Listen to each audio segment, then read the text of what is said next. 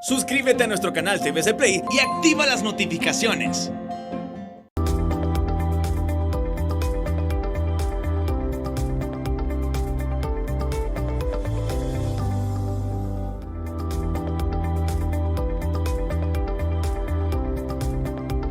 Buenas noches, bienvenidos al banquillo, gracias por estar con nosotros en esta entrega especial. Es el último programa del año y queremos agradecerles su fiel sintonía, sus comentarios al programa en estas más de 270 entrevistas que a lo largo de este 2021 les hemos llevado hasta sus hogares. Es un año de muchas dificultades, seguimos en pandemia. Es el año en que los hondureños fueron a las urnas y decidieron con el voto directo cambios de trascendencia en el país que se ejecutan en los próximos días. También un año que nos deja grandes retos y que debemos mejorarlos en el próximo 2022. Hablamos de diferentes áreas.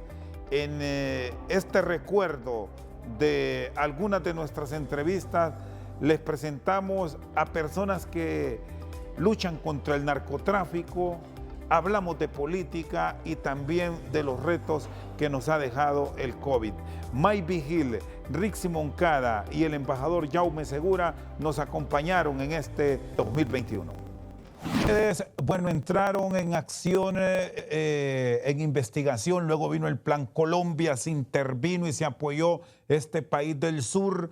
Se colaboró también con México y eso abrió, de acuerdo al actuar de estas bandas criminales, el corredor centroamericano, donde ya sabemos qué ha ocurrido en los últimos años. En el caso puntual de Honduras, que ya me quedo con eso, don May, se aprobó hace unos años atrás la extradición de nacionales ligados a bandas criminales, particularmente a bandas de narcotraficantes. ¿Cómo ha sido ese trabajo orientado de la DEA? ¿Qué experiencias nos puede compartir para atacar el narcotráfico en el caso puntual de Honduras y de Guatemala, en esa ruta que lleva el alucinógeno hacia los Estados Unidos mexicanos y luego al gran mercado del norte? Pues lo que se trata es que muchos países no tienen las leyes adecuadas para, por ejemplo, para procesar a un acusado.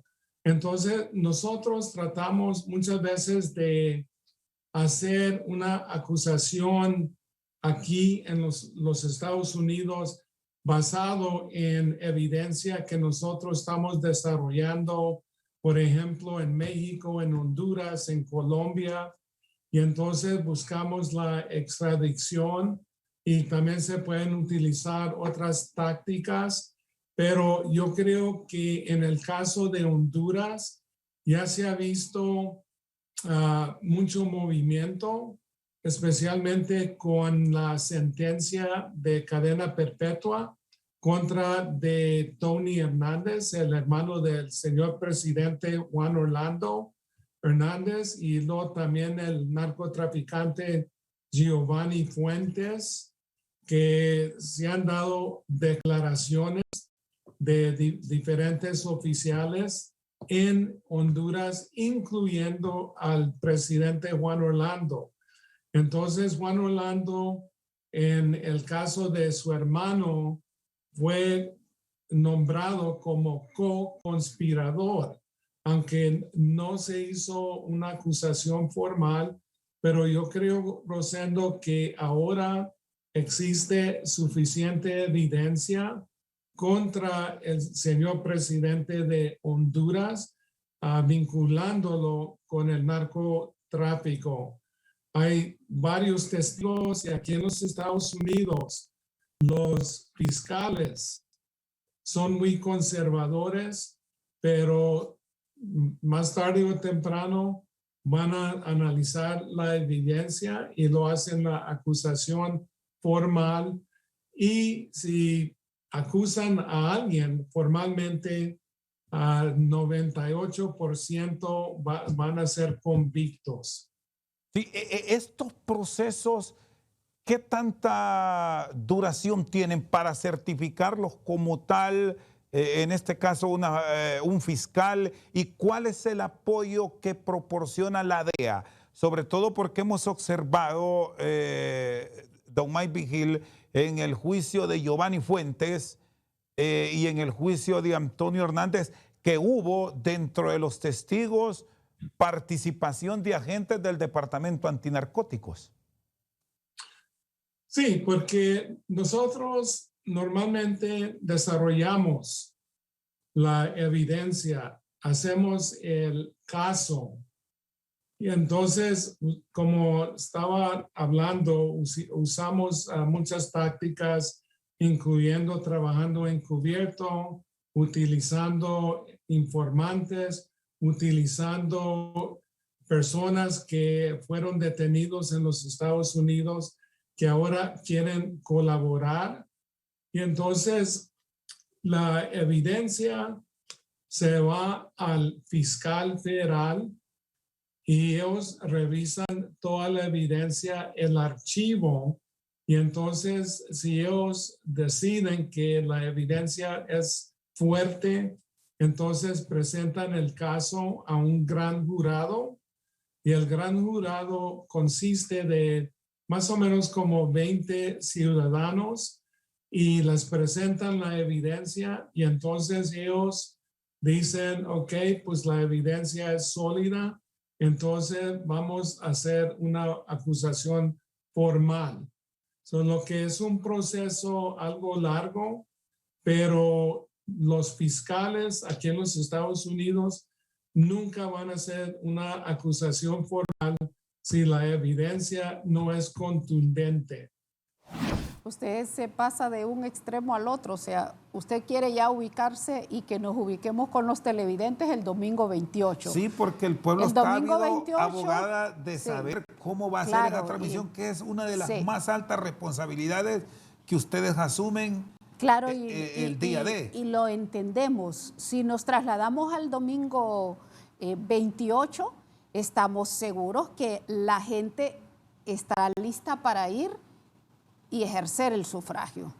La gente quiere participar en el proceso electoral y es lo que nosotros sentimos en las comparecencias, en las reuniones de trabajo. Bueno, la experiencia que vivimos durante el proceso electoral primario, de una gran movilización, la experiencia que hemos vivido este último mes con el proceso de inscripción de todos los partidos políticos que no fueron a elecciones primarias. O sea, sin duda todos queremos llegar a ese día.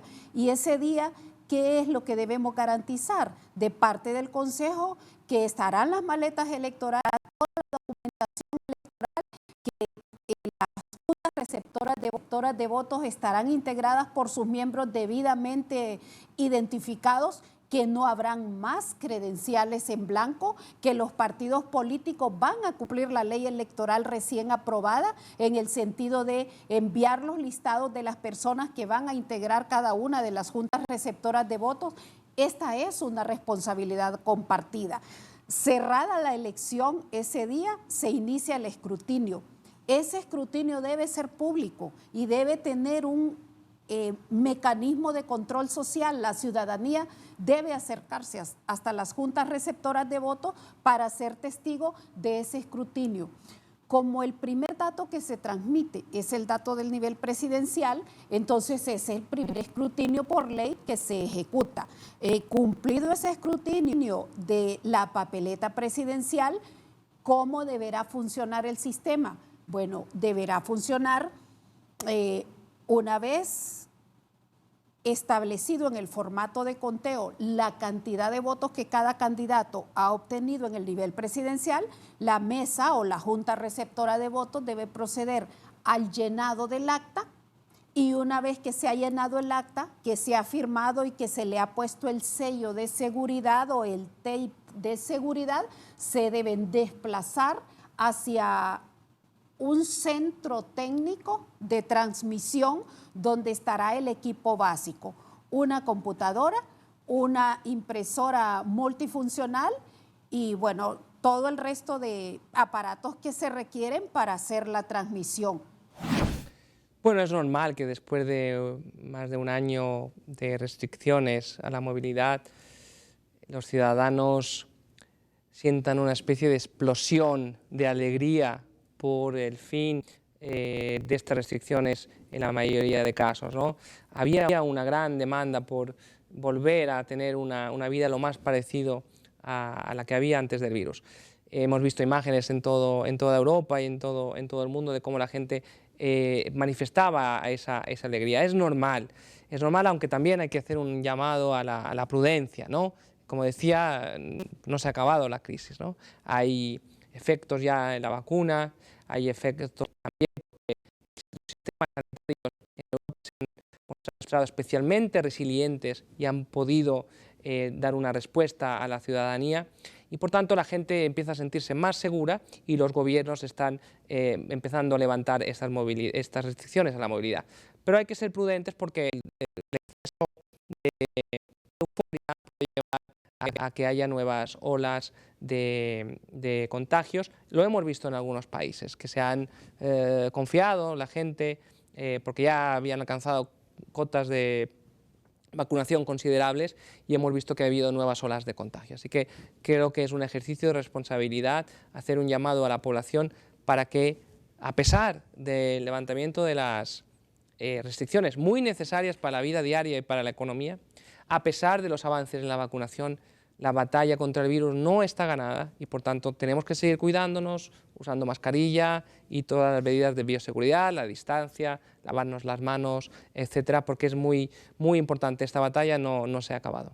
¿Cómo se tienen los controles en una Unión Europea donde la circulación es libre y sabemos de que hay países que tienen frente a otros dentro de los mismos Estados miembros por aquello de la llegada de nuevas cepas que ya me explicaba, señor embajador, que no porque se están volviendo hasta resistentes a la misma vacuna y otros medicamentos que han venido utilizando a lo largo de la pandemia? Así es.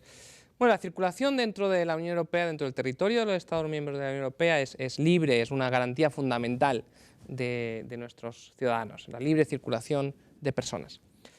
Ahora bien, lo que sí hay son restricciones a la entrada a la Unión Europea según la procedencia de los ciudadanos y las ciudadanas.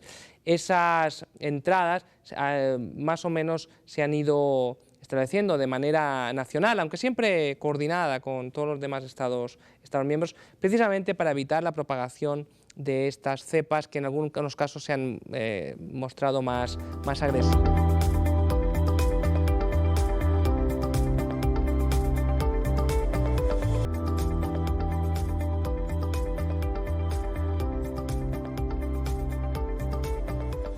A lo largo de este 2021 logramos diálogos con personalidades del extranjero. Esto nos recordaba Mario Cruzbauer, Don Francisco, hablando sobre varios temas de su vida en la televisión. También el embajador de Israel en Honduras, el Dan Golan. ¿Cómo se visualizan estas relaciones que nuevamente se retoman por parte de Honduras? El empresario José Asconabocot, ahora en el mundo de la escritura, y por supuesto la participación de la mujer siempre es fundamental. La científica hondureña Mary Vallecillo. Sí, ahí encontramos justamente ese amor hacia la familia, su esposa, sus hijos, sus nietos, y ese respeto que debe existir a este que usted llama su primer amor, pero también ahí nos plantea otro de los grandes proyectos de éxito que impulsó desde su natal Chile, la Teletón. Bueno, la Teletón creo que es lo que más, después de mi familia, es lo más reconfortante para mi vida. Estoy muy orgulloso de lo que hemos logrado. Estoy orgulloso de haber podido representar el talento de tanta gente durante 42 años en que nosotros le cambiamos el rostro a la discapacidad de Chile. Hicimos además ahora último la primera Teletón virtual del mundo, porque no podíamos hacerla de otra manera.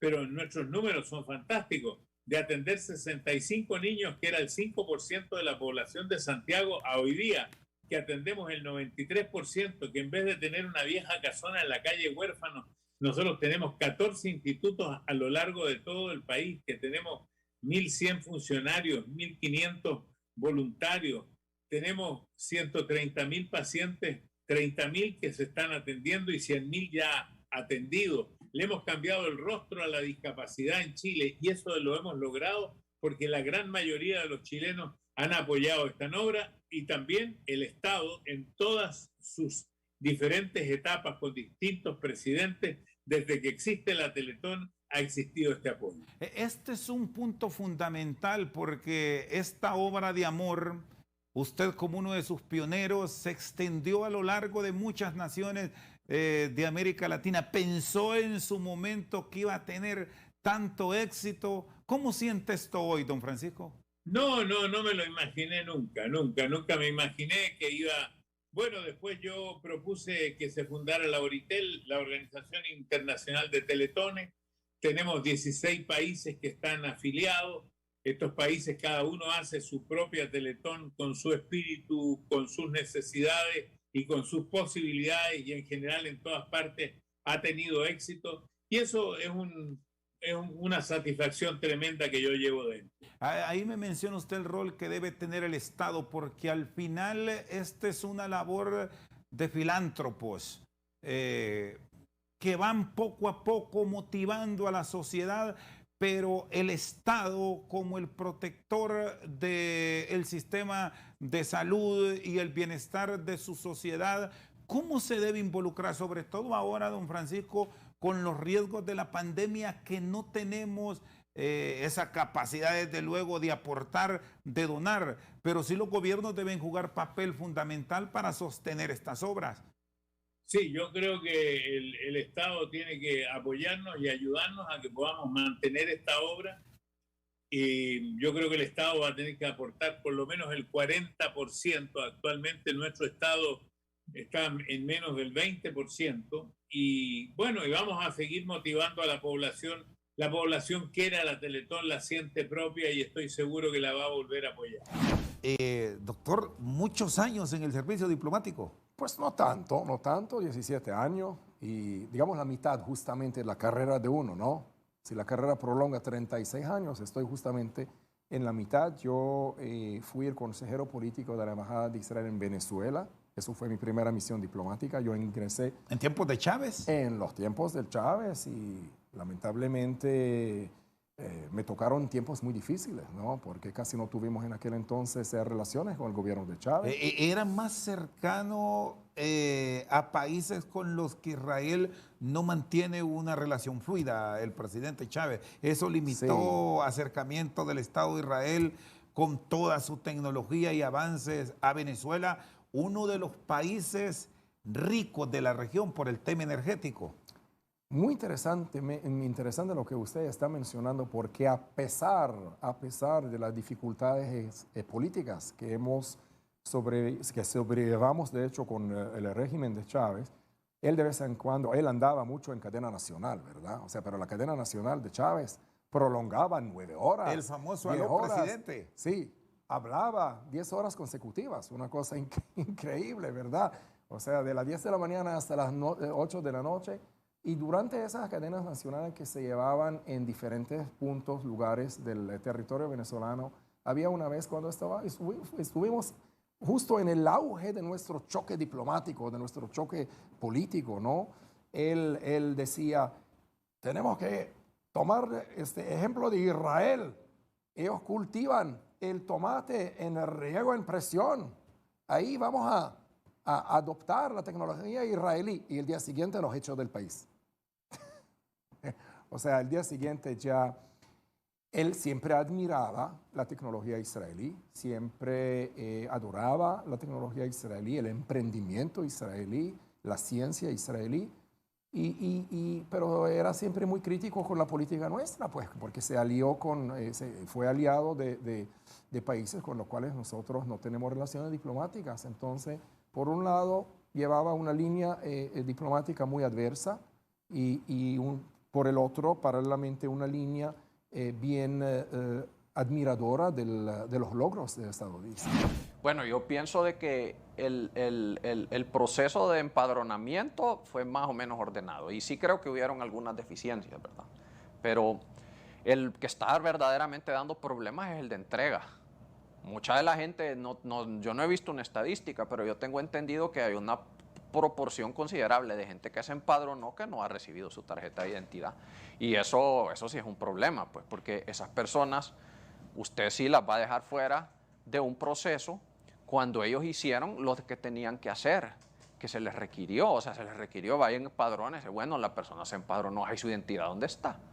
Usted ha oído historias de horror de gente que andan rastreando una tarjeta de identidad por un lugar, por otro, y no logran nunca conseguir su tarjeta de identidad. Eso necesitan enfocarse estos meses. Definitivamente no puede ser que vaya a llegar al día de las elecciones y todos esos votantes que se empadronaron, no hayan recibido su documento. Y es justamente aquí donde se abre esta posibilidad, porque están en el padrón, pero el plástico no lo tienen.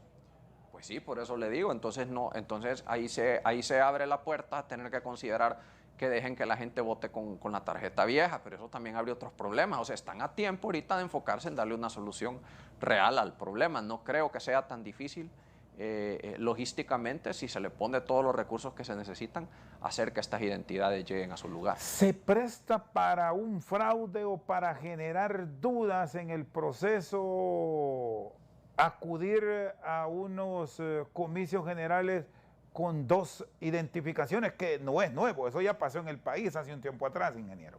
Mire, yo le voy a decir algo, sobre el que hay suspicacia siempre sobre el partido de gobierno, en este caso el Partido Nacional, pero sería el que esté en el poder, no es algo específico a ellos. Al que más le conviene que no hayan dudas acerca de la integridad del proceso es a ellos.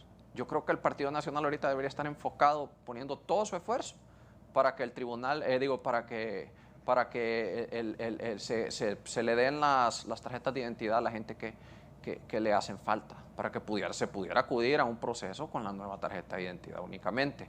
Si no, puede ser que la responsabilidad sea compartida, pero ante los ojos de la opinión pública, usted sabe, el poder tiene sus beneficios, pero también tiene sus costos. Uno de los costos es que se les va a atribuir a ellos la responsabilidad. Así que creo que deben dejar todo su esfuerzo para resolver este problema. Hay un punto que nos quedó pendiente, la colaboración, el ofrecimiento que usted hizo para las autoridades nacionales. Bueno, estamos próximos a tener una nueva administración de país y bien se podría contar con su concurso en una asesoría totalmente gratis, doctora. Sí, bueno, yo así como me he involucrado en este proceso para aportar con nuestras ideas al desarrollo del país, estoy también en la disposición para lo que se me necesite en aras, pues, de mejorar. Sinceramente, Honduras necesita del concurso de sus mejores hijos, comprometidos, pues, con el desarrollo del país.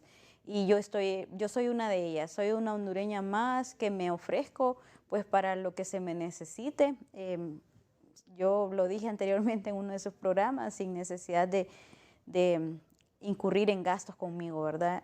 Yo solamente como una buena hondureña que quiere lo mejor para nuestro país. ¿Qué puntos deberá tener claros la nueva administración sanitaria de Honduras para hacerle frente a la pandemia del coronavirus y a muchas otras enfermedades ya endémicas que nos siguen cobrando vidas, doctora? Porque aquí nos quedamos con el COVID, pero igual el dengue nos está dejando luto, el cáncer, la distrofia muscular que usted conoce muy a la perfección.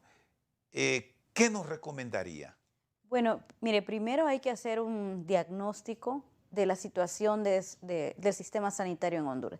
Nosotros sabemos a priori lo colapsado que está el sistema, ¿verdad? Pero necesitamos un diagnóstico más confiable, las cifras más confiables para saber qué es lo que tenemos y qué es lo que vamos a hacer o lo que se tiene que hacer. Eso es lo principal. En segundo lugar, hay que buscar la manera de cómo se concreta la asistencia sanitaria en todos los lugares del país. O sea, la cobertura sanitaria en todos los lugares del país es necesario. Que todos los centros de salud o las unidades de salud tengan lo básico para atender a la población de un área determinada. Por ejemplo, que una persona si necesita diálisis no tenga que viajar 3 veces a la semana hasta una ciudad importante para pues, pasar ese proceso que es delicado, es de vida o muerte. Que una persona que si tiene que tener, necesita radiografías o lo que sea, no tiene que dejar el hospital para hacerlo, que en el hospital esté. Eso es básico, por lo menos los medicamentos, la asistencia, la cobertura asistencial en todos los lugares del país y por supuesto con el personal capacitado que se necesita para atender a esta población.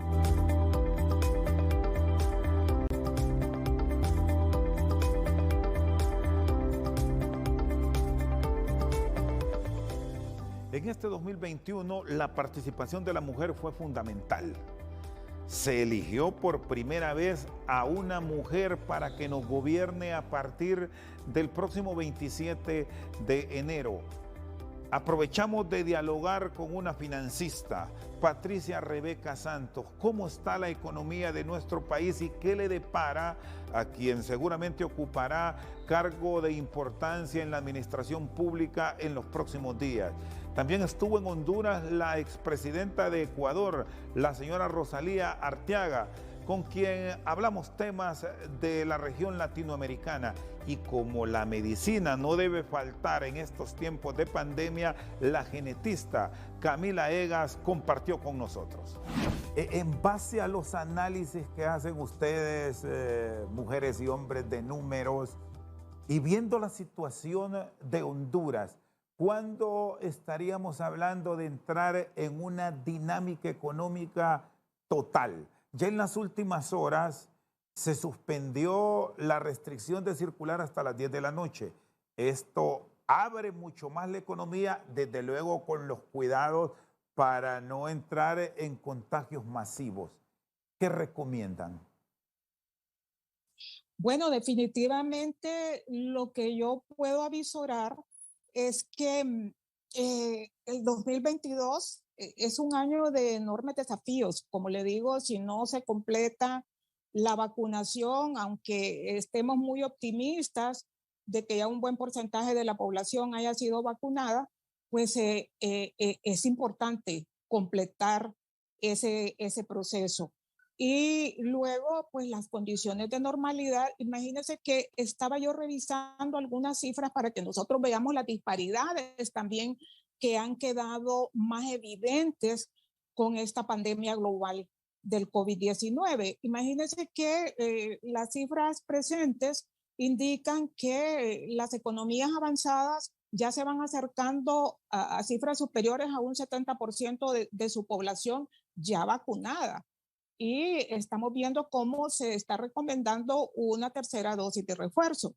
Y mientras que los países menos desarrollados del planeta no llegan ni a un 10% de su población vacunada. Entonces usted ve enormes disparidades y hay muchas situaciones que entonces no dependen solo de nuestro país. Estamos también con enormes disparidades en términos de dinámica de la economía, ¿verdad? Hemos visto cómo todavía no se han normalizado las cadenas de abastecimiento de productos, no solo de productos de consumo, sino que también de materias primas que son importantes para que el aparato productivo nacional pueda entonces generar esa producción.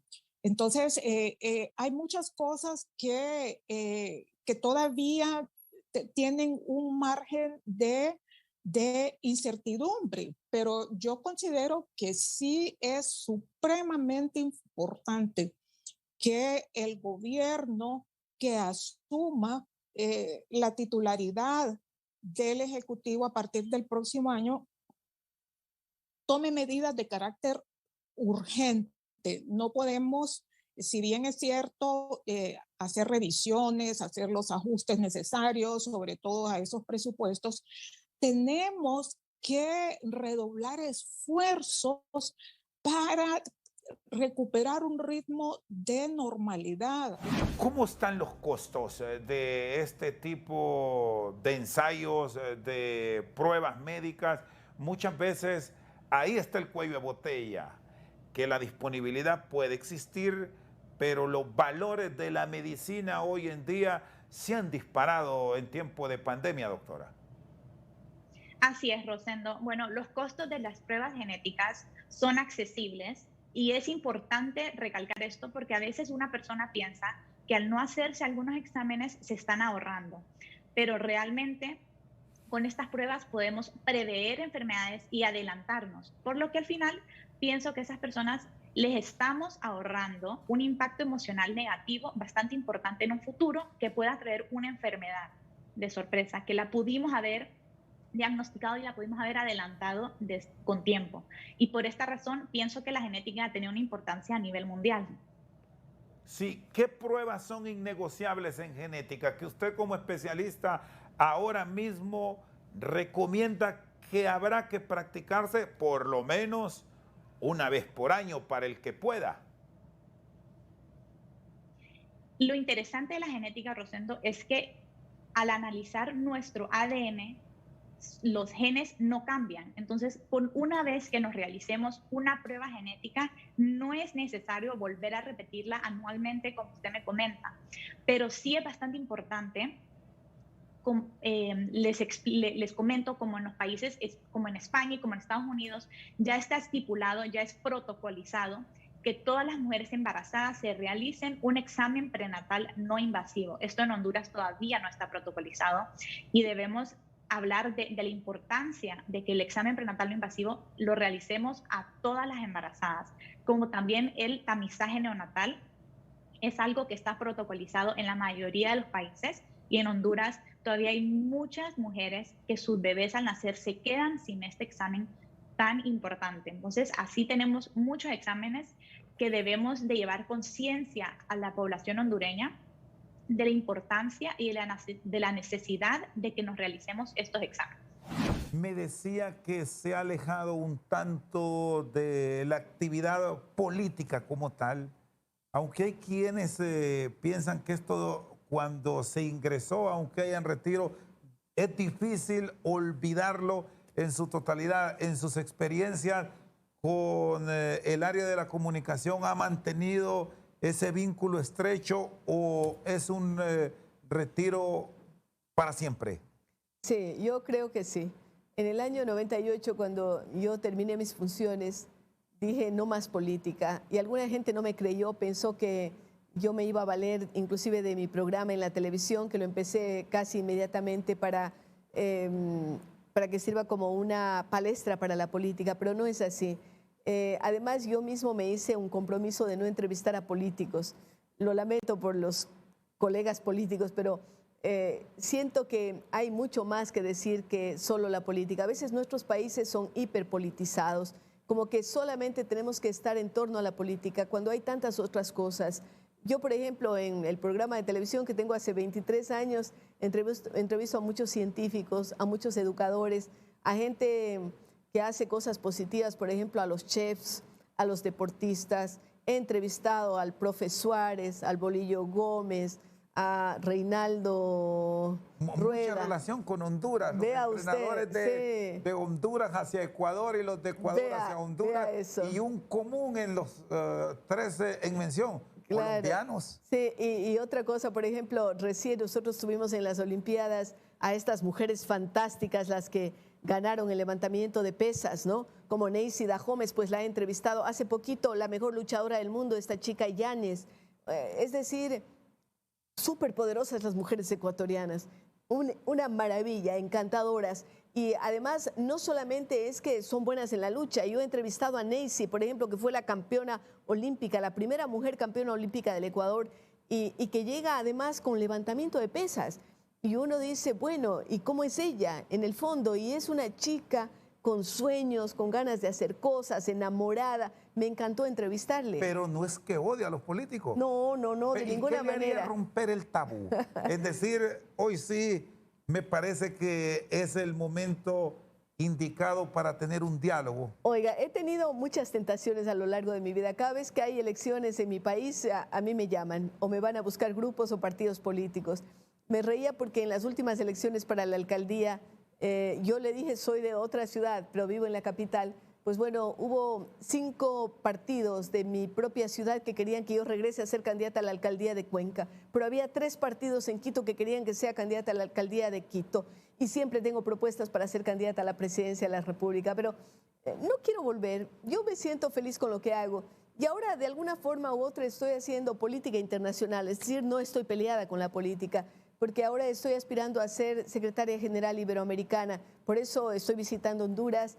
Por eso hablo con cancilleres, con presidentes, porque creo que mi experiencia a lo largo de todos estos años puede vertirse en un trabajo no solamente por mi país, como lo hice antes, sino por toda la comunidad iberoamericana, por esos 22 países en los que hace falta tanto, porque creo además que en este mundo bipolar, en donde Estados Unidos por un lado y China por otro tratan de tener la hegemonía mundial, pues bueno, ahí está Europa, ahí está Iberoamérica. Iberoamérica, esta comunidad iberoamericana puede ser un puente entre Europa y América, de tal manera que aunemos la experiencia que tiene la vieja Europa, pero la maravilla que tenemos nosotros con nuestra biodiversidad y ser realmente esa tercera opción que podría de alguna manera darle luz y darle un futuro a la humanidad.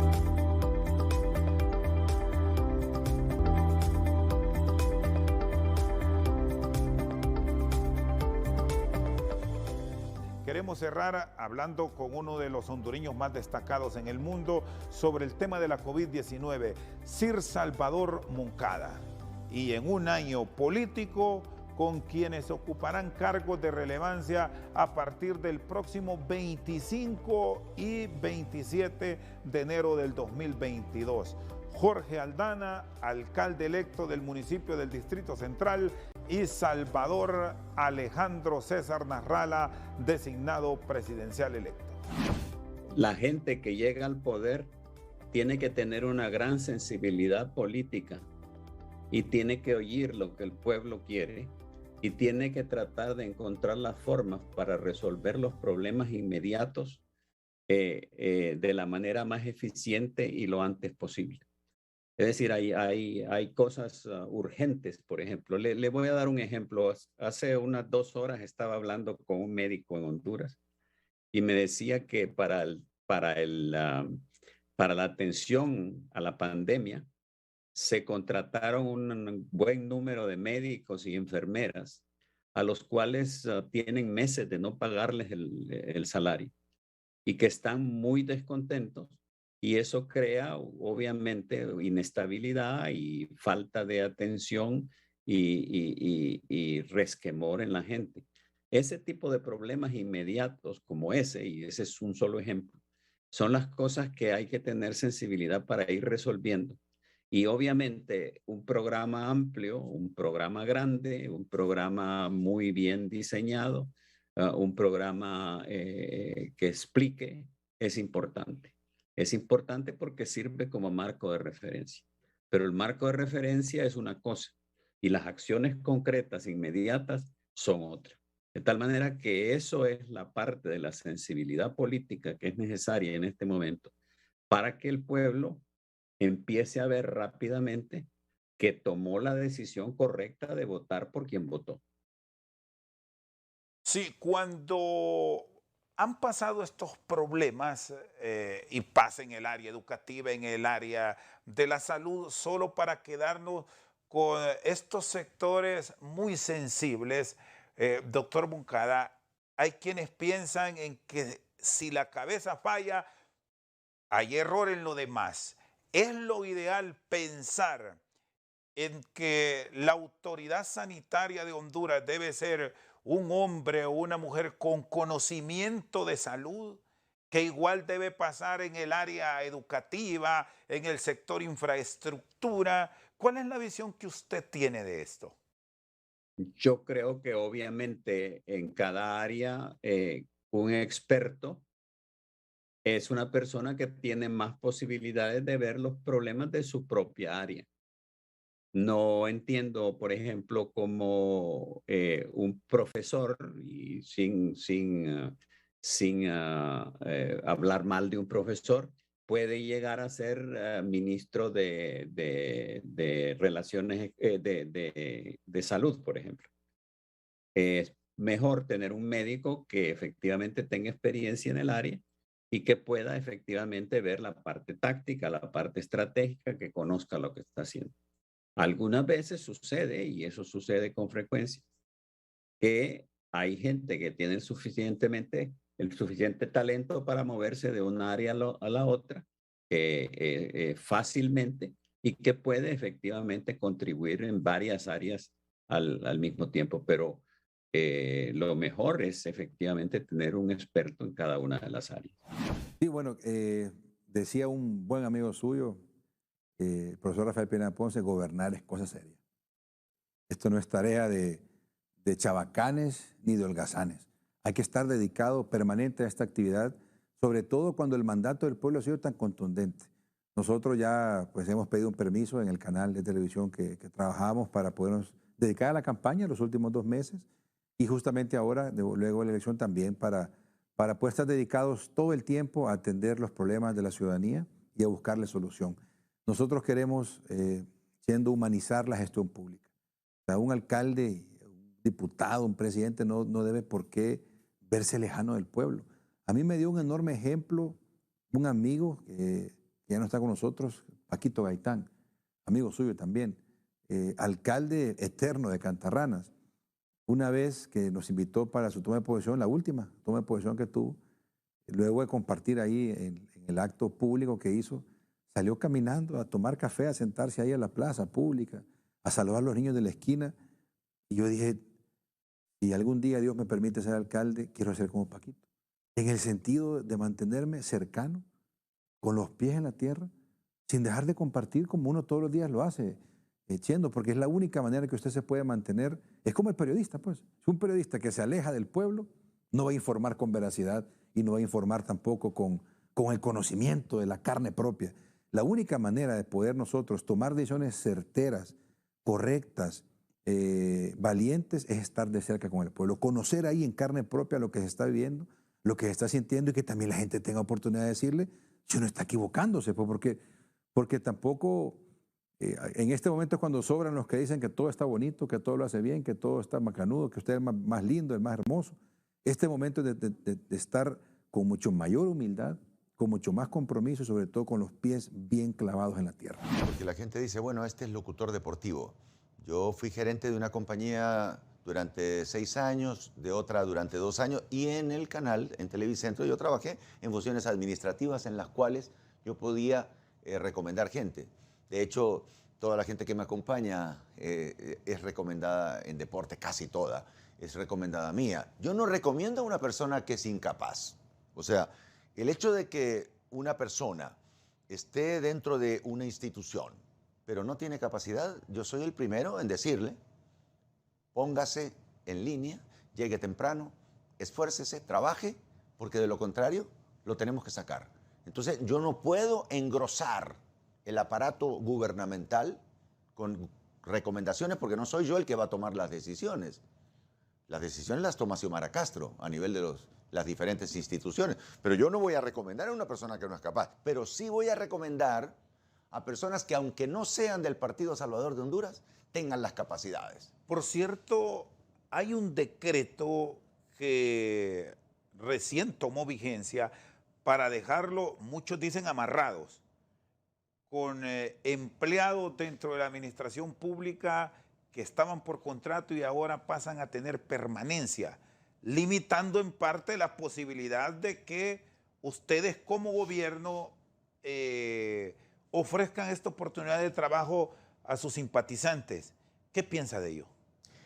Se está buscando, bueno, primero le quiero decir a los del Partido Nacional que eso que están haciendo en este momento, a pocos días de salir, es un delito. Y hay un grupo de abogados que está buscando los instrumentos legales para juzgarlos por haber tomado la determinación de nombrar a una persona que estaba por contrato, por horas o lo que fuera, darle permanencia. Eso es un delito, que hay un grupo de abogados ya trabajando en eso. Y por otro lado, una de las cosas que se está trabajando también es, lo saben los gobiernos cooperantes amigos, les hemos informado de todo esto, va a haber que conseguir dinero porque no puedes tener a criminales o a personas del crimen organizado dentro de las instituciones. Estamos cerrando esta entrega especial de Al Banquillo y queremos agradecerle a todos nuestros invitados que nos dispensaron parte de su tiempo para compartir sus vivencias con ustedes. Infinitas gracias.